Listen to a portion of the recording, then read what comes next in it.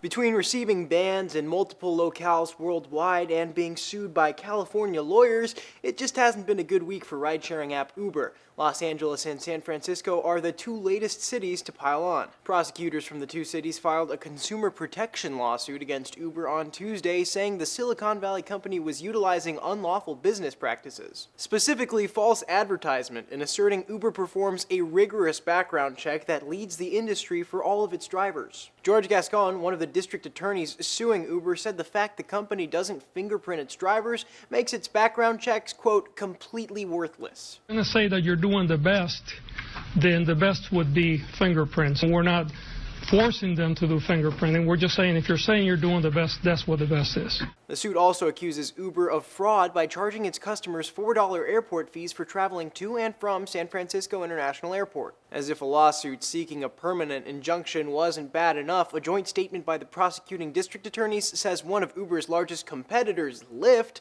has settled with the state.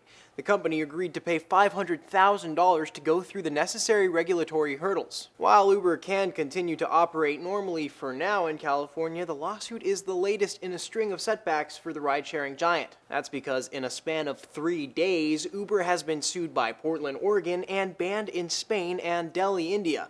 That's after both Thailand and Colombia banned the service last month. Throw in op-eds like this one in the New York Times on Sunday titled, "We Can't Trust Uber," and you kind of get the sense that Uber is in trouble. And yet the company is on fire, at least in terms of business. Business Insider reported in November Uber was expected to reach a staggering annual revenue of $10 billion by 2015. So you have a wildly successful company hitting controversy after controversy. It's a distinct contrast. In an op-ed in the Wall Street Journal, Andy Kessler says the two are intertwined for any Silicon Valley entrepreneur. Those who win funding wake up every day and ask what they can do to make this thing work. Hubris becomes an asset. Success requires a certain bravado. That should be encouraged, but most entrepreneurs have no idea when to turn it off. And it's possible one more country will have an Uber ban by the end of this week, too. On Friday, France is set to rule on setting regulations for the ride-sharing company and could end up banning it entirely. For Newsy, I'm Sebastián Martinez.